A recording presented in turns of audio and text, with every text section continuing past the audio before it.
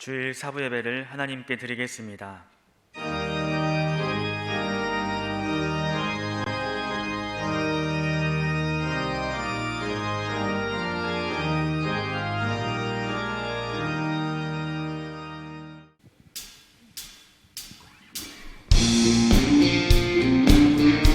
오늘도 우리 새 주시는 주님을 바라보면서 박수 치면서 찬양과 경배 올려드리겠습니다.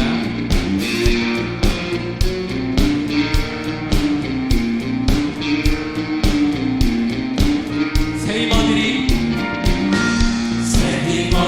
주를 바랄 때, 주를 바랄 때, 우리 주를 바랄 때, 새 힘어들이 주를 바랄 때, 주를 바랄 때, 우리 주님 통치하시네,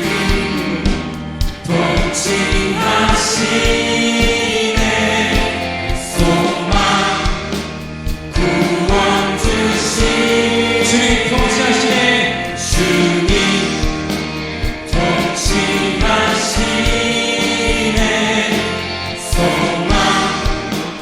구원 주시네.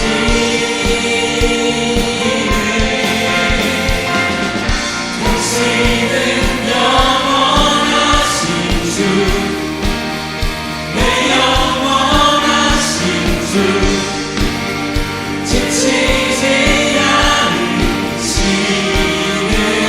주. 약한 자 밖에 되시며, 약한 자 밖에 되시며, 위로자 되신 주, 목소리 같은 힘 주시네. 새 힘어들이 주를 바랄 때, 주를 바랄 때, 우리 주를 바랄 때, 새 힘어들이 주를, 우리가 주를 바랄 때에 주님께서 새 힘을 주실 것입니다. 새 힘어들이 주를 바랄 때, 주를 바랄 때, 우리 주를 바랄 때, 새 힘어들이 주를 바랄 때, 주를 바랄 때, 주님 통치하시네,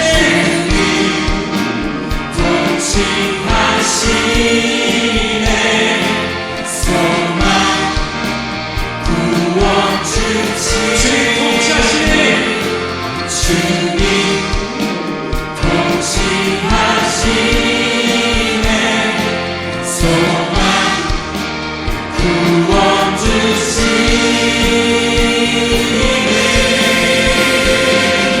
당신은 영원하신 주,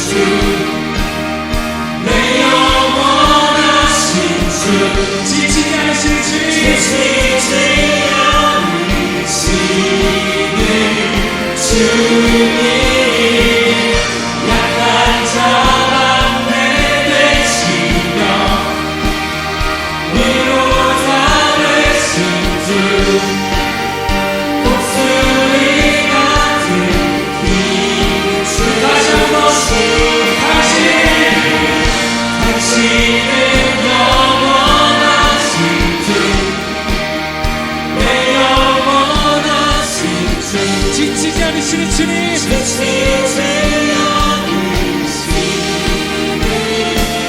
약한 자 방패 되시며, 우리 위로자 되십니다. 위로자 되신 주, 목소리 같은 힘 주시네.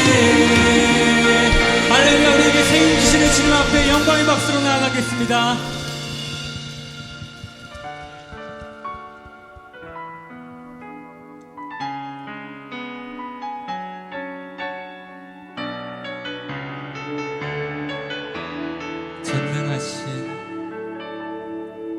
전능하신 나의 주 하나님을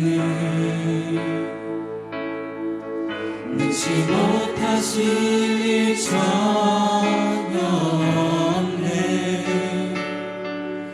우리의 모든 간구도, 우리의 모든 생각도 우리의 모든 꿈과 모든 소망도 신실하신 나 예수 하나님은 우리의 모든 괴로움 바꿀 수 있네. 불가능한 일 행하시고 죽은 자를 일으키시니 그를 이길 자 아무도 없네. 주의 말씀 의지하여 주의 말씀 의지하여 깊은 곳에 금을 던져 오늘 그가 놀라운 일을 이루시는 것 보라. 주의 말씀 의지하여 믿음으로 금을 던져 믿는 자에게 묻지 못하옵네.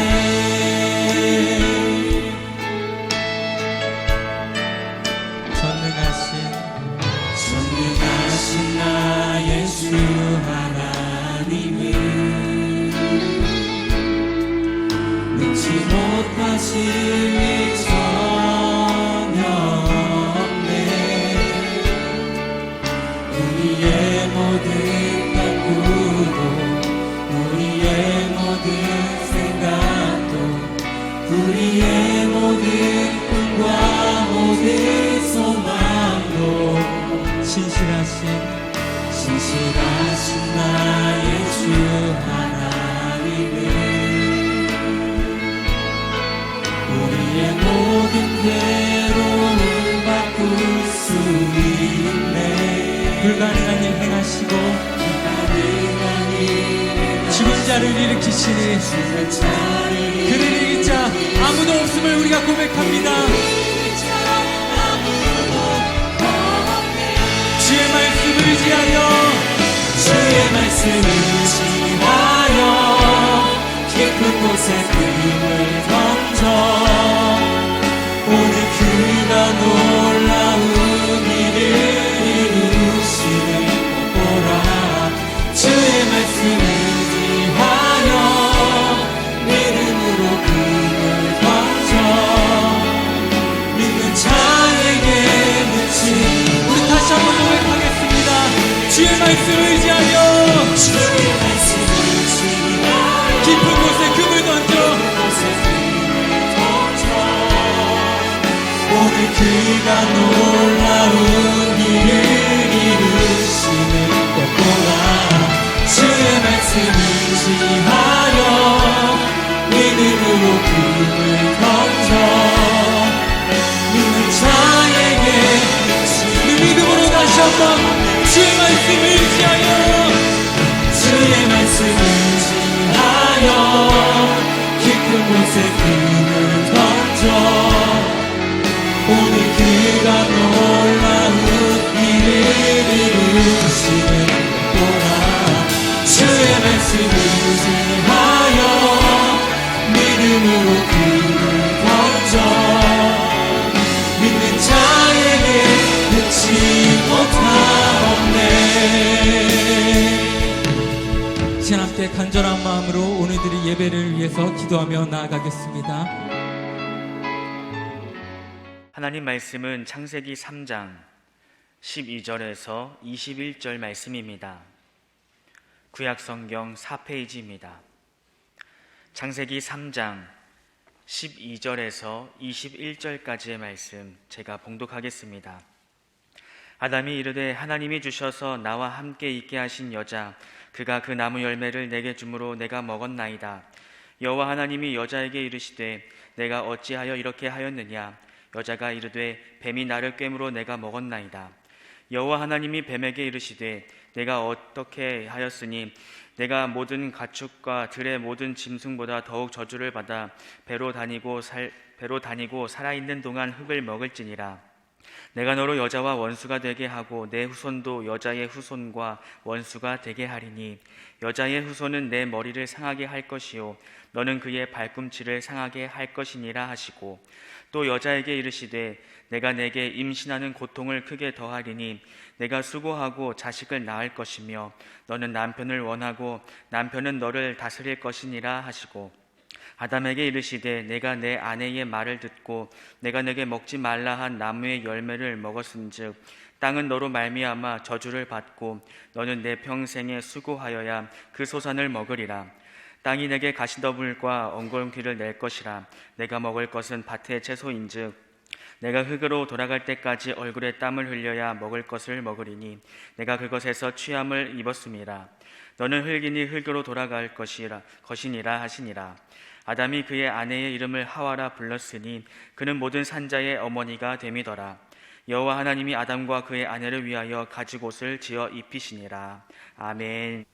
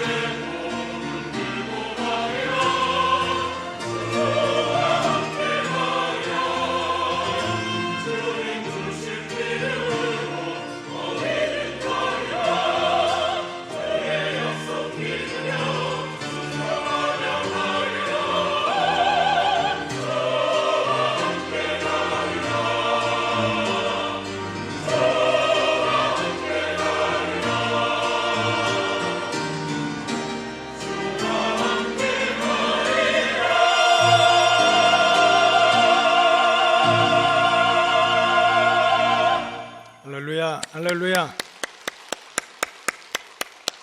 자, 오늘은 성경신학 8번째인데 재창조의 역사, 이 성경을 시대별로 보면 12시대로 구분이 되는데 두 번째 시대는 타락시대입니다.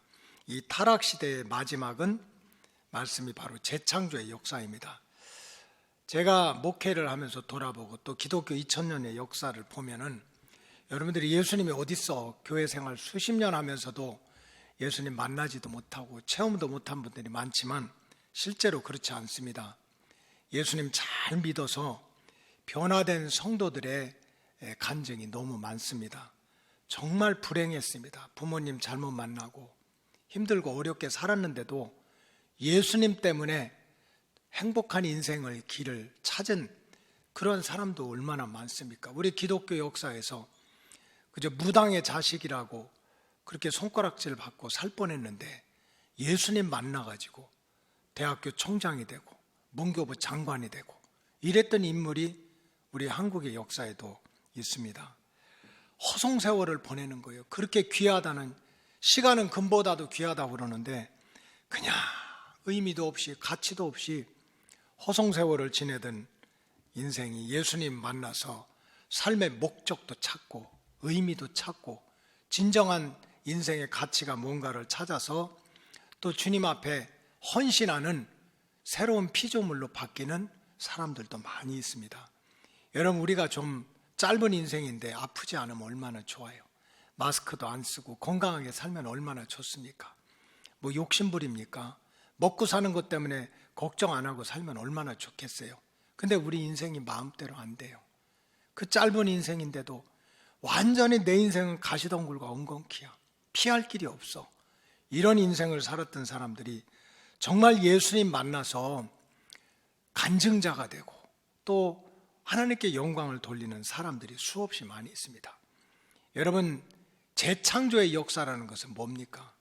하나님은 이 타락한 인생, 또 고장난 인생을 구원하기 위해서 계획하신 게 있는데 그게 바로 리크리에이션, 재창조의 역사를 계획하셨습니다.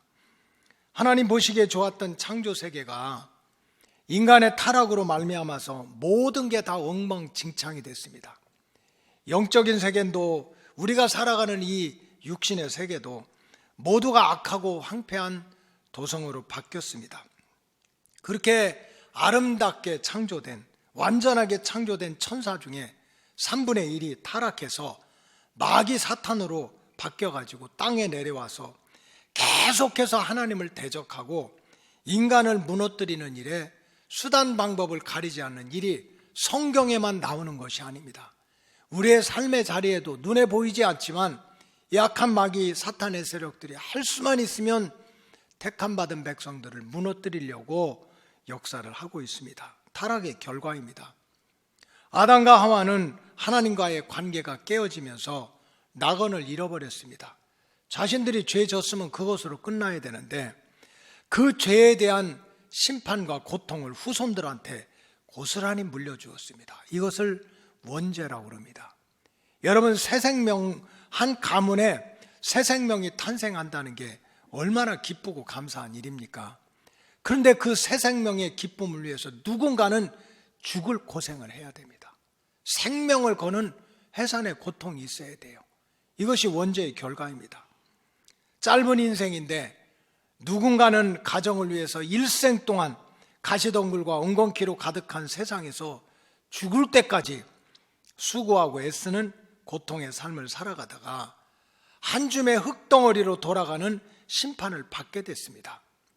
창세기 3장 18절에 보면 하나님 보시기에 좋았던 땅이 타락 이후에 어떻게 바뀌었습니까? 땅이 내게 가시덤불과 엉겅퀴를 낼 것이라. 내가 먹을 것은 밭의 채소인즉 19절에 보면 내가 흙을 읊으러 돌아갈 때까지 얼굴에 땀을 흘려야 먹을 것을 먹으리니 내가 그것에서 취함을 입었음이라. 너는 흙이니 흙으로 돌아갈 것이니라 하시니라. 여러분, 이게 얼마나 험한 일입니까? 내가 한 가정을 위해서, 내가 자녀를 위해서 먹을 것 먹지 않고 입을 것 입지 않고 가정의 행복을 위해서, 가문의 영광을 위해서 정말 수고하고 애쓰고 고생한 70년, 80년, 90년의 인생이 한 줌의 흙덩어리로 끝난다는 거예요. 땅 속에 들어가면 흙이고 불 속에 들어가면 재가 돼버리는, 그냥 내가 살아왔던 인생의 발자취가 티끌로 사라진다는 거예요. 여러분, 이것처럼 억울한 일이 어디가 있겠어요? 하나님의 형상에 따라 창조된 인간이 하나님 보시기에도 좋았던 그런 낙원을 잃어버리고, 이제 영원한 생명의 복도 잃어버리고, 이제 살아왔던 역사도 잃어버리고 한 줌의 흙덩어리로 돌아가게 되었으니 이것이 얼마나 비참한 일입니까? 그래서 하나님께서는 새 출발의 은총을 베푸시기로 작정하셨습니다. 이건 인간이 정한 것이 아닙니다. 하나님 스스로가 첫사랑을 가지고 그 흙덩어리지만 하나님의 영을 불어넣고 하나님의 형상대로 창조한 그 아담과 하와, 하나님의 자녀에게 마음껏 복을 주시고자 작정했던 그 첫사랑을 하나님이 스스로 회복시켜서 또 에덴 동산의 복을 다시 살려내고자 새 출발의 기회를 주시기로 작정하셨습니다. 이것을 성경에서는 재창조의 역사라고 합니다. 창조했는데 타락한 인생을 끝으로 두지 않고 다시 창조하겠다. 리크리에이션.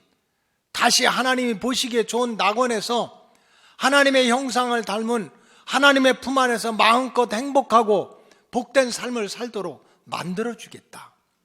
이것이 재창조의 역사라고 합니다. 그렇다면 하나님께서 아담과 하와에게, 우리 인생들에게 재창조의 은총을 베푸시기 위해서 무슨 일을 하셨습니까? 우리에게 원하신 것이 하나도 없습니다. 에덴 동산에서 쫓겨나고 가시덩굴과 엉겅퀴로 살아갈 수밖에 없는 아담과 하와에게, 아담과 하와의 후손들에게 내가 새로운 인생을 원하느냐, 재창조의 역사를 원하느냐, 그러면 에덴 동산을 보수하고 가시덩굴과 엉겅퀴를 걷어내고 이제 열심히 공부해서 내 인생을 한번 빛나게 만들어 봐라, 그러지 않으셨습니다. 그래서 기독교는 은혜의 종교라고 하는 거예요. 하나님이 재창조하시는 길도 하나님이 스스로 열어주셨습니다. 하나님께서 첫사랑을 가지고. 그래서 하나님이 아담과 하와와 특별히 그의 후손들에게 재창조의 은혜를 베푸시기 위해서 하셨던 첫 번째 일은, 가장 먼저 한 일은 아담과 하와를 위해서 가죽옷을 지어서 입히시는 일을 하셨습니다. 아담과 하와를 위해서. 창세기 3장 21절에 보면 여호와 하나님이 아담과 그의 아내를 위하여 가죽옷을 지어 입히셨다는 말씀으로 시작이 됩니다. 아담과 하와는 선악과를 따먹은 후에 눈이 열려서 자기 자신들의 모습을 보게 됐어요. 선악과를 먹기 전에는 몰랐어요. 교만해져 가지고 높아져야지 하는 그 욕심 때문에 안 보인 거예요. 여러분, 욕심이 과하면 배는 게 없지 않습니까? 교만해지고 하나님처럼 높아지려는 욕심이 있을 때는 안 보였는데 정작 선악과를 따먹고 났더니 자기 실체가 보이는 거예요. 교만했던 게 보여. 불순종했던 게 보여. 이제 선악과를 따먹으면 반드시 죽는다는 하나님의 명령이 생각이 난 거예요. 그러니 자기는 이제 죄 때문에 죽을 수밖에 없다는 사실을 깨달았어요. 그래서 아담과 하와는 자신들의 그 죄, 불순종의 죄, 교만의 죄, 하나님을 속인 죄, 선악과 따먹으면 반드시 죽는다는 그 말씀을 어리석게 어긴 죄를 감추기 위해서 아담과 하와가 서로 노력해가지고 무화과 나무에서 잎새기를 따가지고 치마를 만들고 웃두리를 만들고 자기 몸을 가렸다고 그랬어요. 창세기 3장 7절이 그 내용입니다. 이에 그들의 눈이 밝아져 자기들이 벗은 줄을 알고, 욕심이 있을 때는 안 보였어. 그러나 정작 선악과를 따먹고 나니까 나는 죽을 죄를 졌구나 했던 게 보인 거예요. 그래서 무화과 나무 잎을 엮어서 치마로 삼았다 그랬어요. 여러분, 그러나 무화과 나무 잎으로 만든 옷을 입는다고 해서 아담과 하와가 지은 죄가 사라지겠습니까? 동산 무화과 나무 뒤에 숨었다고 그래서 하나님의 눈을 피할 수가 있겠습니까? 아담아, 내가 어디 있느냐 하는 하나님의 음성을 피할 수가 있겠습니까? 여러분, 무화과나무 옷을 만들어 입는다고 그래서, 동산나무 숲에 숨었다고 그래서 하나님의 눈을 피하고 하나님의 음성을 피하고 지나갔던 죄가 숨겨지는 게 아니었어요. 여러분, 죄의 문제는 누군가는 그 죄값을 치루어야 탕감이 되는 거예요.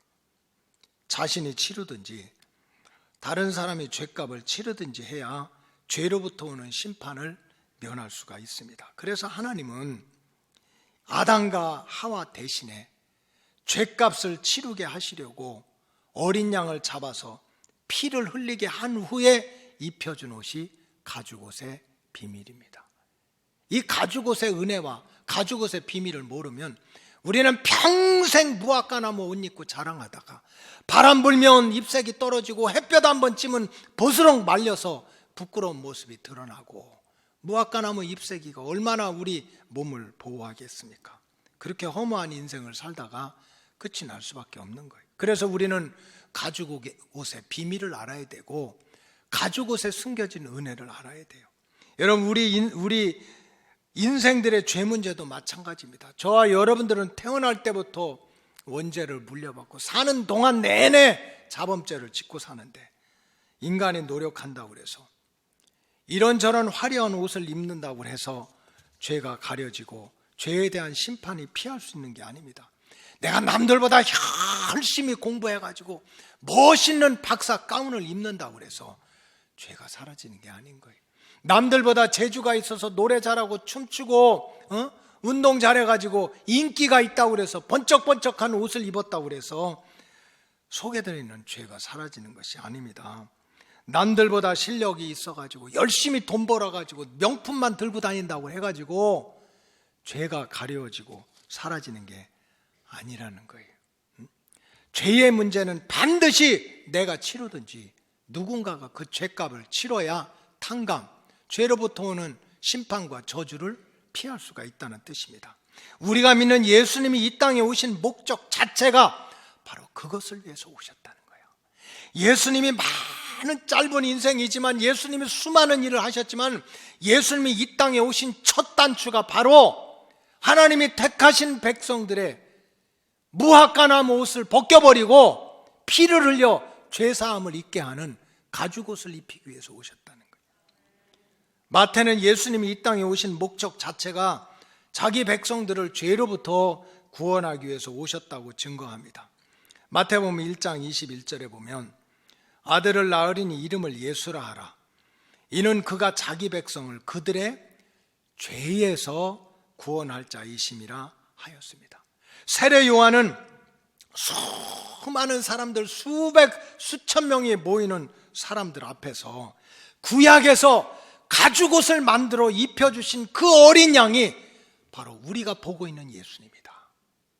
구약에서 가죽옷을 입혀서 에덴 동산에서 쫓겨나고 가시덩굴과 엉겅퀴로 온몸이 찢겨지고 심판받아야 될 아담과 하와에게 피를 흘려가지고 무화과나무 옷을 벗기고 자기 피를 흘려서 가죽옷을 입혀주신 어린 양이 바로 이 예수님이시다.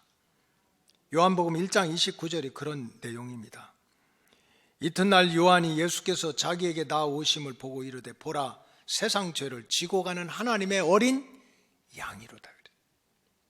따라서 저와 여러분들이 진정으로 좀 새로운 인생을 살고 하나님께서 약속하신 재창조, 좀 이전 것은 지나가고 내 인생도 좀 새로워져야지.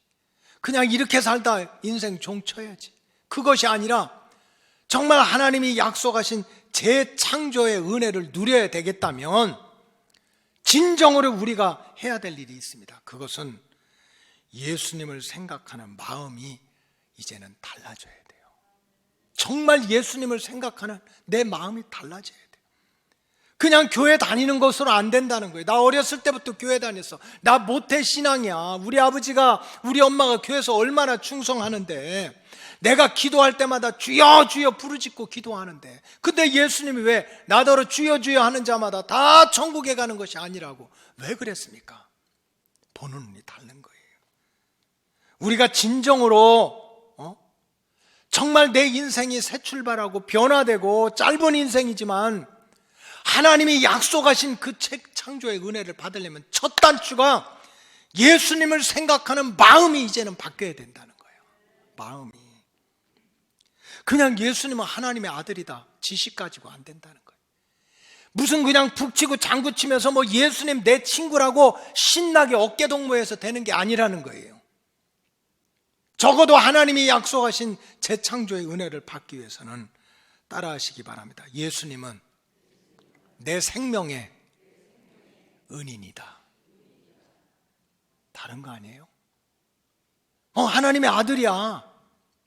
뭐 예수 내 친구야. 예수는 훌륭한 선생님이야. 어떤 사람들은 예수님은 정치가래요. 예수님은 혁명가래. 어떤 인간은 예수님은 공산주의래. 어떻게 성경을 봐도 그렇게 봐? 그러니까 재창조의 역사가 없어요. 정말 하나님이 약속하신 재창조의 은혜 속에 들어가려면 다른 건 다 몰라. 하나님의 아들인지 몰라. 예수님이 내 친구인지 몰라. 그러나 예수님은 나를 물구덩이에서, 나를 불구덩이에서, 나를 지옥의 심판에서, 나를 죽을 자리에서 살려낸 내 생명의 은인이라고 생각하는 마음이 달라야 돼요. 여러분, 예수님이 생명의 은인이라면 우리가 예수님 앞에서 서운할 게 어디 있어요? 섭섭할 게 어디가 있겠어? 예수님 앞에 아까울 게 어디 있어?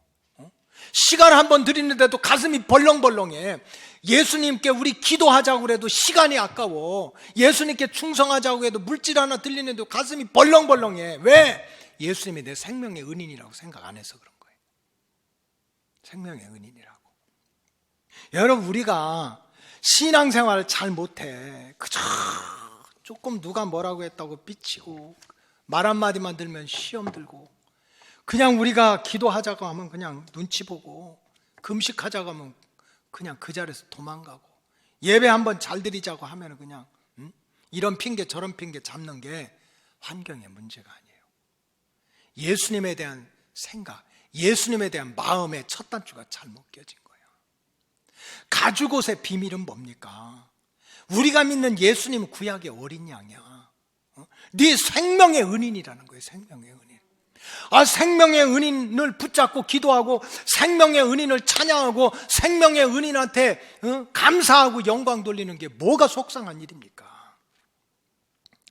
이제 더 이상 습관적인 믿음 생활을 해서는 안 돼요. 교만하고 의로운 척하고 살아서는 안 된다는 거예요. 생명의 의인이 되시는 예수님을 마음과 뜻과 정성을 다해서 섬기는, 보답하는 믿음 생활을 해야 된다는 거예요. 주님 앞에 설 때마다 그까짓 거 바람 한번 불면 날아가고 햇볕 찌면 바스락해서 말라서 벗어지는 그런 무화과 나무 잎 하나 가지고 자랑하지 말고, 인간이 만든 무화과 나무 옷을 벗어 던지고 알고 지은 죄 모르고 지은 죄를 고백하면서 때마다 시마다 주님께서 입혀주시는 가죽옷 죄사함의 은혜를 받으면 내가 생각할 수 없는 이전 것은 지나가고 보라 새 것이 되었도다 하는 재창조의 길이 열리게 될 줄로 믿습니다. 둘째로, 하나님은 제사 명령을 통해서 재창조의 역사를 약속하셨습니다. 아담과 하와가 에덴 동산에서 쫓겨난 후에 광야에서 사는데 하나님이 그래도 축복하셔서 아들, 딸을 잘 낳고 살 수 있는 그런 가정을 이루게 하셨어요. 그래서 처음으로 태어난 아들이 가인과 아벨 아닙니까? 가인은 형이고 아벨은 동생이에요. 가인은 농사 짓는 자고 아벨은 그 양을 치는 자였습니다. 성품도 다르고 모습도 다르고요, 하는 일도 다르고 정성도 달라. 그러나 공통점은 있어요. 가인이든지 아벨이든지 무슨 직업을 가졌든지 어떤 마음을 가졌든지 가인과 아벨은 적어도 하나님께 제사를 드렸던 사람입니다. 지금 창세기를 보세요. 아담과 하와의 타락 이후에 그 후손들이 첫 번째 한 일은 무슨 에덴 동산 보수했다, 가시덤불 건져냈다, 이게 아닙니다. 가인이라도, 비록 하나님이 연락하지 않는다 하더라도, 아벨이라도 죽는 상황에서도 제사를 드렸다는 거예요. 제사를 드렸다. 믿음의 조상 아브라함이 하나님께 선택받아서 갈대아 우르에서 정말 명품 옷 입고 큰 소리치고 아버지가 사업 잘해가지고 배부르고 등 따시게 살았어요. 그러나 하나님께서 어느 날 너 이렇게 살면 안 돼, 하나님을 무시하고 우상 숭배하고 살면 망하는 거야. 그래, 내가 너를 택했으니까 너는 내 말을 듣고 약속의 땅으로 가라 하는 말을 듣고 아브라함이 적어도 하나님께로부터 선택받은 후에 한 일은, 어디를 가든지 아브라함이 한 일은 무엇입니까? 제사와 부르짖음입니다. 창세기 12장 8절 봅시다. 시작. 거기서 베델 동쪽 산으로 옮겨 장막을 치니 서쪽은 베델이요 동쪽은 아이라. 그가 그곳에서 여호와께 제단을 쌓고 여호와의 이름을 불렀다. 베델에 가면 베델에 가서, 아이성에 가면 아이성에 가서, 상수리 나무 밑에 가면 밑에 가서, 적어도 하나님께 선택받은 아브라함이 하나님께 한 일은 제사를 드리고 하나님의 이름을 부르면서 기도했다는 거예요. 그래서 망했습니까? 그래서 인생이 풍비박산됐습니까? 그 후손들이 자자손손 망했습니까? 아니잖아요. 이삭은 그의 그 땅에서 농사했는데 100배나 축복을 받아서 거부가 됐어. 아브라함의 아들이야. 야곱의 12아들은 지금도 정치, 경제, 사회, 문화를 이끌어가고 있는 이스라엘의 대표적인 가문이야. 아브라함의 손자입니다. 여러분, 제사로서, 기도로서 하나님을 만났던 아브라함은 인생이 바뀌었던 거예요. 재창조의 역사를 경험했습니다. 430년간 종살이하던 이스라엘 백성들을 구원하실 때 하나님께서 모세 입술을 통해서 했던 게 뭡니까? 육박전해라, 바로왕한테 한번 붙어라, 그거 명령하셨습니까? 아니에요. 광야에 살더라도, 애굽의 고깃가마 옆에서 얼마나 편해요. 궁궐 옆에서 얼마나 편해. 그게 아니라 광야에 살더라도, 빈들에 살더라도 하나님의 백성은 절기를 지켜야 된다. 절기를 지켜야 된다. 절기 지켜야 된다. 그래야 젖과 꿀이 흐르는 가나안 땅이 열린다는 거예요. 우리는 젖과 꿀이 흐르는 가나안 땅만 생각해. 은혜 받아야지, 축복 받아야지, 성공해야지, 행복해야지, 그것만 생각해. 광야에서 드리는 절기는 그냥 생각지도 않는 거예요. 출애굽기 5장 1절에 보십시다. 그 후에 모세와 아론이 바로에게 가서 이르되 이스라엘 하나님 여호와께서 이렇게 말씀하시기를 내 백성을 보내라. 그러면 그들이 광야에서 내 앞에 절기를 지킬 것이다. 이게 출애굽의 목적인 거예요. 비록 광야에 살아도, 먹을 것 마실 것 없고 사방에 우겨쌈을 당해도 절기를 지키면, 제사를 드려야 젖과 꿀이 흐르는 가나안 땅의 길이 열린다는 게 출애굽의 목적인 거예요. 세상에서 우리를 구원한 목적인 거예요.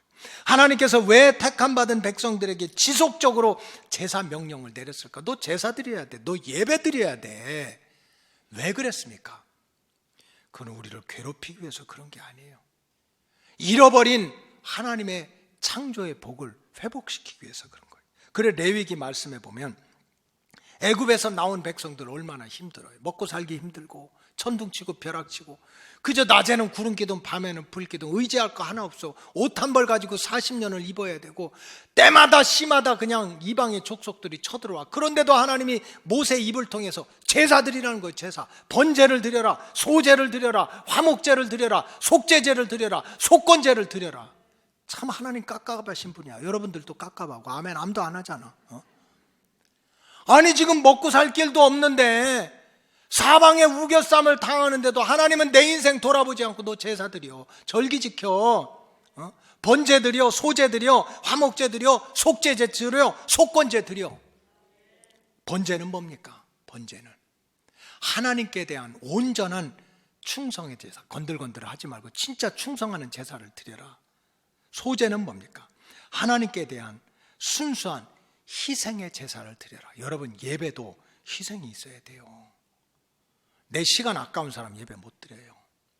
내 물질 아까운 사람 하나님 앞에 제물 못 드려요. 그래서 진정한 예배는 희생이 필요합니다. 희생. 이번에 2022년 베이징 올림픽 쇼트트랙 남자 1500m 어리더라고, 나이도. 금메달리스트 황대헌 선수가 금메달을 받고, 야 이제 뭐 하고 싶으냐 했더니 첫 마디가 막 모든 영광을 부모님께 돌리고 뭐 이럴 줄 알았더니 금메달 받고 나서 한 얘기가 뭡니까? 치킨 먹고 싶다고. 아니 세계 1500m에서 1등한 그 대단한 선수가 그거 먹고 싶대요. 무슨 얘기입니까? 정상에 오르기 위해서 먹을 거 다 안 먹었다는 거야. 입을 거 다 안 입고 정상에 오르기 위해서 희생의 대가를 치른 거예요. 여러분, 세상에서 면류관 하나 따는데도 먹을 거 먹지 않고 입을 것 입지 않은 희생이 있어야 돼요. 그래서 소제라고 하는 것은 하나님께 대한 순수한 희생의 제사예요. 화목제는 뭡니까? 하나님께 대한 감사와 소원의 제사야. 어떻게 그렇게 원망거리가 불평거리가 많아요? 그러니까 참 그냥 이것도 원망 저것도 원망이야. 그러니 하나님이 화목제를 드리라는 거야. 하나님과 화목하기 위해서는 계속 하나님께 감사하라는 거예요. 지금 하나님과 나 사이 막힌 담이 있어서 그러니까 그 하나님과 화목하기 위해서는 하나님 이래서 감사합니다, 저래서 감사합니다. 감사제를 드리고, 속죄제는 하나님 앞에 드리는 회개의 제사인 거예요. 이사야의 말씀에 보면 하나님이 눈이 멀었냐, 손이 짧으냐, 능력이 없냐. 하나님과 우리 사이 막힌 담이 있어서 그래. 그걸 죄라고 그래. 이 죄가 허물어지야 각양 좋은 은사와 선물이 하늘로부터 우리에게 내려온다는 거예요. 이걸 회개라고 그래. 여러분 잘 생각해 보세요. 하나님이 왜 그렇게 광야 생활에서 먹고 살기도 힘든데, 바쁜데 번제 드려라, 소제 드려라, 속죄제 드려라, 속건제 드려라. 속건제라고 하는 건 뭡니까? 내가 하나님한테 손에 끼친 거, 시간을 드릴 거 안 드리고 물질을 드릴 거 안 드리는 걸 물어내는 거야. 속건제야. 그렇게 드리라고 합니까? 예전에 제가 목회하던 데서요, 수포를 하던 분이 10년 만에 교회 나와가지고 저한테 했던 얘기가 있어요. 이제 제가 옛날에 떼어먹었던 11조를 갚겠다고. 그분 갚았어요. 진짜 갚았어요. 이게 속건제야. 속건제. 여러분, 하나님께서 왜 5가지 제사 명령을 내렸습니까? 괴롭히려고? 시간도 뺏어가고 물질도 뺏어가고 달란트를 뺏어가려고? 그게 아니에요. 다시 잃어버린 복을 찾아주겠다는 거예요. 창조했다가 타락해서 에덴 동산에서 쫓겨나서 가시덩굴과 엉겅퀴로 가득한 인생을 예배를 통해서 회복시켰다는 거예요. 충성하는 예배를 통해서 면류관을 씌워주고, 희생하는 제사를 통해 가지고 영광을 얻게 하고, 감사하는 제사를 통해 가지고 하나님과 나 사이에 막힌 담이 허물어져서 화목해서, 하나님과 화목하면 얼마나 좋겠어요. 회개하는 제사를 통해서 죄사함의 기쁨을 주시기 위해서 하나님은 이렇게 제사를 명령했던 거예요. 따라서 주의 백성은 예배의 생명을 걸어야 돼요. 정말 내 인생이 변화되고 싶다, 내가 새 출발을 하고 싶다, 전쟁이 나든 기근이 나든 지진이 나든 전염병이 나든 비가 오든 창수가 나든 내 인생을 변화시키고 싶다, 정말 새 출발을 하고 싶다면 예배가 바뀌어야 돼요. 예배가. 여러분, 성경에 보니까 무슨 여러 가지 절기는 고사하고 주일 성수만 잘해도 땅에서 즐거움을 얻을 것이고, 땅에서 높은 곳을 다닐 것이고, 야곱의 기업을 선물로 받는다고 그래요. 자, 이사야 58장 13절 봅시다. 다 같이 읽겠어요. 시작. 만일 안식일에 내 발을 금하여 내 성일의 오락을 행하지 아니하고 안식일을 일컬어 즐거운 날이라, 여호와의 성일을 존귀한 날이라 하여 이를 존귀하게 여기고 내 길로 행하지 아니하며 내 오락을 구하지 아니하며 사사로운 말을 하지 아니하며. 자, 따라하세요. 주일은 기쁜 날이다, 존귀한 날이다. 얼굴 좀 피고, 야, 주일 돌아와서 기쁜 날에 하나님 만나야 돼, 예배 드려야 돼, 말씀 드려야 돼, 찬양 들어야 돼, 막 기도해야 돼.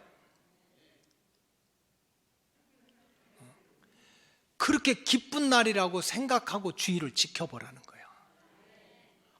주일 또 돌아왔어. 왜 이렇게 그냥 일주일이 빨리 지나가? 또 교회 안 가면 또 전도사님 전화하고 속장에 또 확인하고 난리치기네. 그냥 가주자.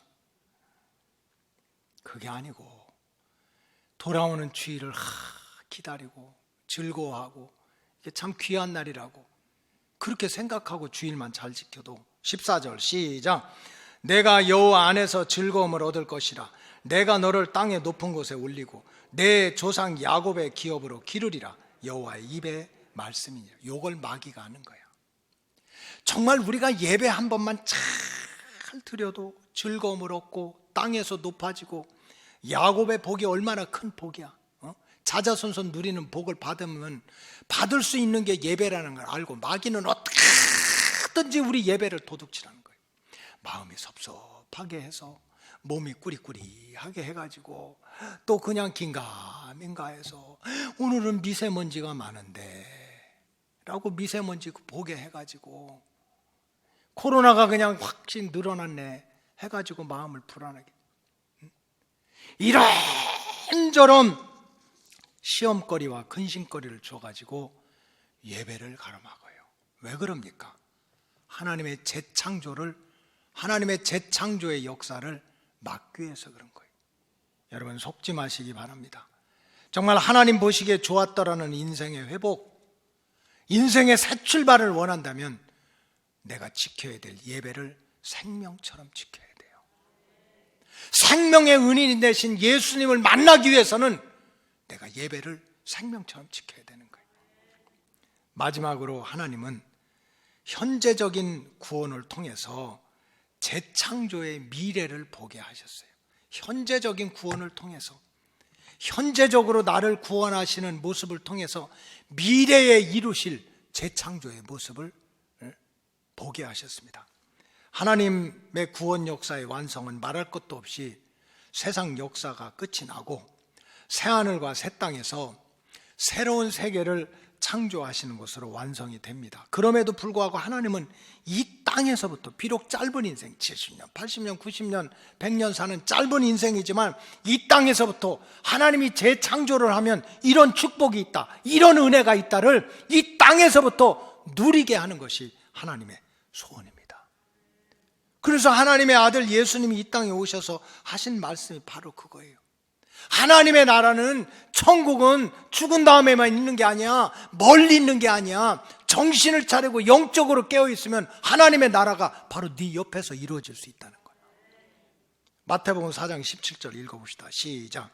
이때부터 예수께서 비로소 전파하여 이르시되 회개하라, 천국이 가까이 왔다는 거예요. 내 인생을 새롭게 하는 역사가 저 멀리 있는 게 아니라는 거예요. 정말 내가 예수님의 가죽옷을 입고 예수님을 생명의 은인으로 알고 하나님이 명령하신 정말 희생의 제사, 충성의 제사를 드려가면서 내가 영적으로 살아나면 천국이 나한테 가까이 찾아온다는 거예요. 찾아온다. 예수님께서 주기도문을 가르치실 때도 뜻이 하늘에서 이룬 것 같이 땅에서도 이루어질 거다. 땅에서도. 마태복음 6장 10절 시작. 나라가 임하시오며 뜻이 하늘에서 이루어진 것 같이 땅에서도 이루어지다. 여러분, 재창조의 역사는 죽은 다음에만 이루어지는 사후 천국이 아니라는 말씀이에요. 예수님의 말씀에 따르면 이 땅에서부터 천국을 경험할 수 있다는 거예요. 하나님의 구원 목적이 죽음 후에만 이루어지는 것이라면 예수님 왜 병을 고쳤습니까? 병 들으면 잘 됐다, 빨리 죽고 천국 가라 그러지. 여러분, 하나님의 구원 목적이, 예수님의 구원 목적이 죽은 다음에 이루어진다면 귀신 들린 자 왜 귀신을 쫓아내요? 빨리 죽고서 천국 가라 그러지. 왜 수고하고 무거운 짐진 자들아 다 내게로 오라 그래?